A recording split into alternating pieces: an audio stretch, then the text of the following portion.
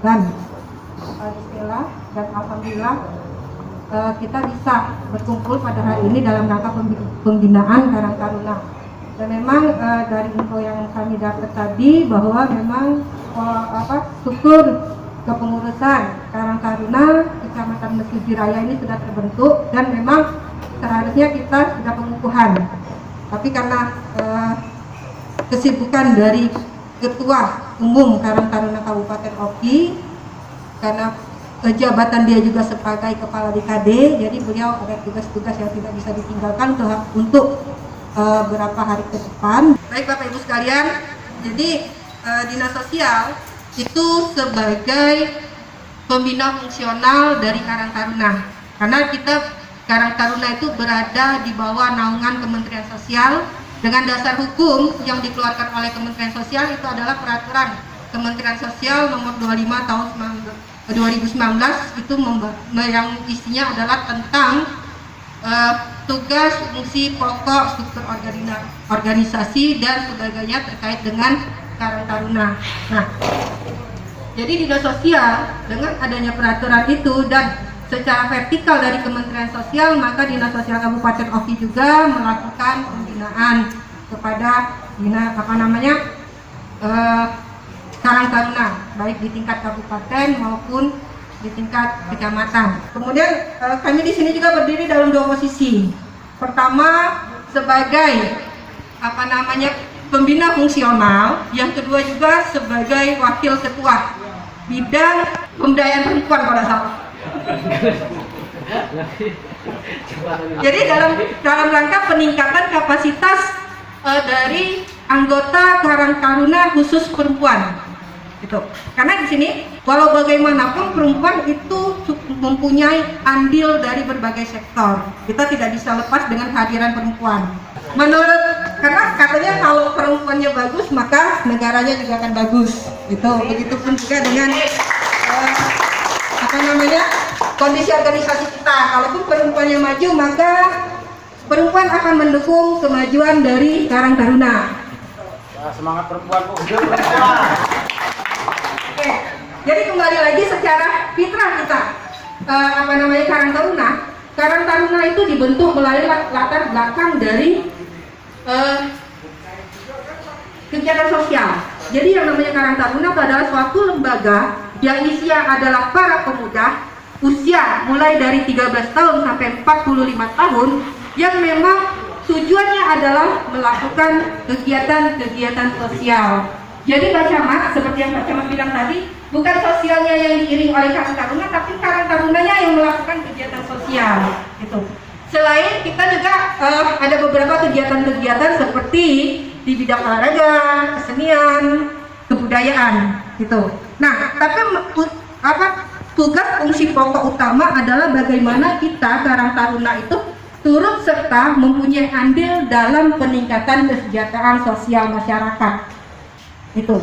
Nah, jadi artinya ketika kita bicara Karang Taruna, karena Karang Taruna ini berada sampai di lini yang terendah di tingkat desa, maka Karang Taruna ini adalah sebagai pengungkit. Itu. Nah, kalau dikatakan pengungkit berarti alat ungkit ini harus lebih kuat daripada yang diungkit. Gitu kan? Nah, ketika kita tidak kuat, bagaimana kita bisa mengungkit? Sehingga yang ada di sekitar kita itu juga ikut terbangunkan. Itu. Nah, selanjutnya bagaimana kita bisa menyebarkan misi dari Karang Taruna sehingga kawan-kawan yang lain itu paham, oh ternyata Karang Taruna ini bukan cuma mengadakan acara 17-an atau hanya sebagai penggalang dana, bukan. Jadi Karang Taruna itu adalah salah satu pelopor yang bisa dan harus bisa menggerakkan masyarakat dalam rangka untuk peningkatan kesejahteraan sosial. Itu. Dan ini juga sejalan dengan tugas fungsi pokok dari Kementerian Sosial, yaitu pemberdayaan sosial, rehabilitasi sosial, dan perlindungan dan jaminan sosial. Itu yang utama. Yang benar-benar harus kita pahami dan harus kita tahu apa yang harus kita lakukan dalam rangka itu tadi, peningkatan kesejahteraan sosial. Nah, kalau kita bicara sosial itu kan luas. Tidak hanya dari sisi bagaimana peningkatan penghasilan. Jadi di situ ada juga peran pendidikan, ada peran kesehatan, kemudian ada peran juga keagamaan, ada peran lingkungan, ada peran seni budaya dan segala macam. Dan itu satu kesatuan yang tidak bisa dipisah-pisahkan, dan itulah yang akan menjadi satu kegiatan kita yang dilakukan secara berurutan, runut, dan bisa tujuan akhirnya adalah itu tadi, untuk meningkatkan kesejahteraan sosial masyarakat. Nah, kemudian di Karang Taruna ini kita belajar untuk membentuk jejaring. Dengan jejaring kita bisa mendapatkan informasi, kita bisa mendapatkan investasi, yang akhirnya kita bisa juga mendedikasikan diri untuk pengembangan yang telah kita dapat. Karena banyak lembaga-lembaga yang untuk sekarang ini, karena CSR itu sedang digalak-galakannya, dan di provinsi itu ada namanya CSR kesejahteraan sosial.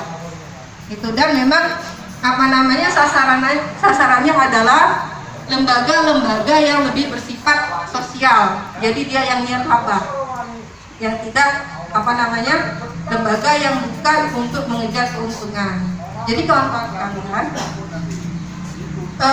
terkait dengan hal itu, maka ada keterkaitan juga dengan kondisi sekarang kita pada masa pandemi.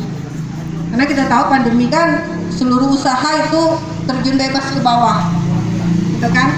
Ekonomi kita mengalami penurunan, kemudian ruang lingkup kita mengalami keterbatasan gerak, yang akhirnya secara tidak langsung itu sudah membuat kita mati secara perlahan.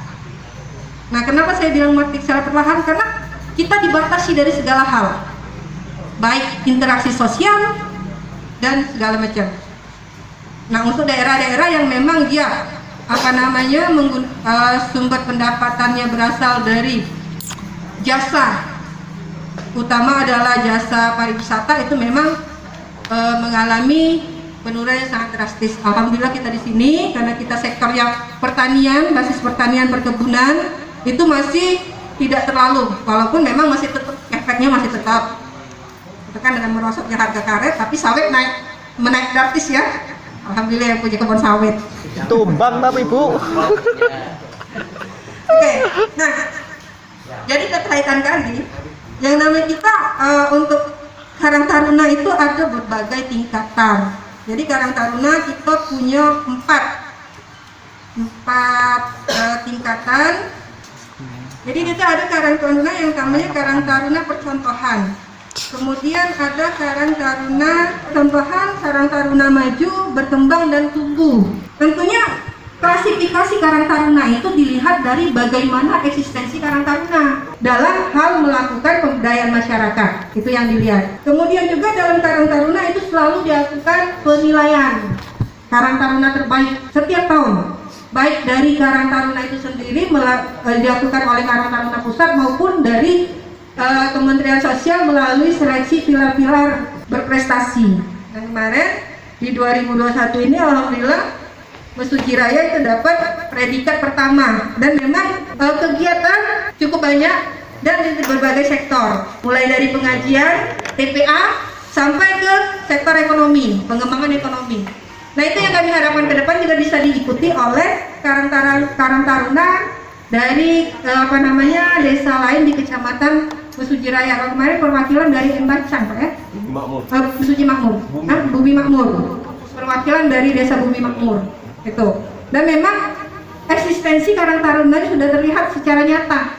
Nah, sekarang bagaimana kawan-kawan yang di desa lain yang ada di Kecamatan Mesuji Raya? Kebetulan juga sebenarnya ketua dari Karang Taruna sekarang ini, kami bergabung di Nasional 2020, itu sudah tahu bagaimana track record beliau. Mulai dari dia sebagai PSM, bagaimana membantu anak disabilitas, kemudian membantu kemarin ada lansia yang akhirnya dapat bantuan dari Kementerian Sosial. Nah, kemudian juga dari sisi dia sebagai pendamping ewarung. Di kecamatan lain itu data update belum selesai, dengan beliau itu dengan waktu yang telah ditetapkan itu malah dia lebih singkat dari waktu yang ditetapkan. Karena semboyan dia bekerja cepat dan bekerja cerdas. Artinya memang benar-benar efektivitas kerja itu ditingkatkan sehingga hasilnya juga maksimal. Dan alhamdulillah selamat kami ucapkan kepada Pak Eri Sandi, dan semoga kami harapan ke depan itu semoga dengan pemimpinan beliau itu Karang Taruna Mesuji Raya itu bisa lebih maju dari sekarang dan bisa menunjukkan eksistensinya dan bisa menjadi Karang Taruna percontohan untuk Kabupaten Oki. Amin. Itu harapan kami. Mungkin itu yang bisa kami sampaikan. Wabillahi taufiq wal hidayah. Wassalamualaikum warahmatullahi wabarakatuh. Waalaikumsalam.